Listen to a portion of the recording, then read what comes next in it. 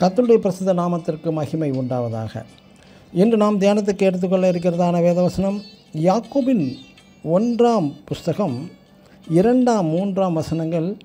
நீங்கள் பலவிதமான சோதனைகளில் அகப்படும் போது அதை மிகுந்த சந்தோஷமாய் எண்ணுங்கள். ஆமேன். இது அப்போஸ்தலனாகிய யாக்கோபு தனது நிருபத்தில் எழுதும்போது விசுவாசம் என்பது சோதிக்கப்படுதலையும் அந்த விசுவாச சோதனையின் முடிவில் அது சந்தோஷத்தையும் ஏற்படுத்துகிறது. சில வேளைகளில் உபத்திரவம், சிறுமைப்படுதல்கள், பலவிதமான நிந்தனைகள், அவமானங்கள் ஏற்பட வாய்ப்பு உண்டு. முடிவில் அதன் மூலம் நீங்கள் கனப்படுத்தவும் தெய்வ மகிமைப்படவும் என்கிறார். 1 பேதுரு 1:7 அழிந்து போகிற பொன் அக்கினியினாலே சோதிக்கப்படும், அதை பார்க்கிலும் விலையேறப்பெற்றது. உங்கள் விசுவாசம் சோதிக்கப்பட்டு முடிவில் உங்களுக்கு புகழ்ச்சியும் கனமகிமையும் உண்டாகும் என்று குறிப்பிடுகின்றார்.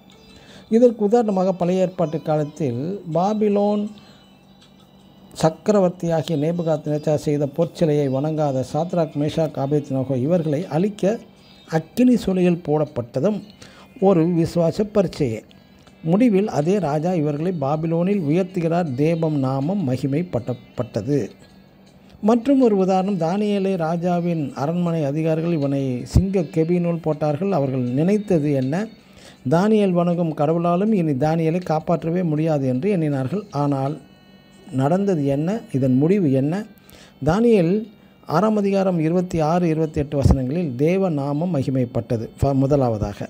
அடுத்ததாக தானியேலுக்கு உயர் பதவியும் கிடைத்தது. எனக்கு அன்பான தேவனுடைய பிள்ளைகளே, உங்கள் விசுவாசம் சோதனைகளில் அகப்படும் போது இந்த விசுவாசம் பொன்னை பார்க்கிலும் விலையேற பெற்றது என்பதை நீங்கள் மறந்துவிடக்கூடாது. இப்படிப்பட்ட விசுவாச சோதனைகள் யாவுமே உங்களை உயர்த்தவும் கனப்படுத்தவும் தேவ நாமம் மகிமைப்படவுமே. ஆமேன். God bless you.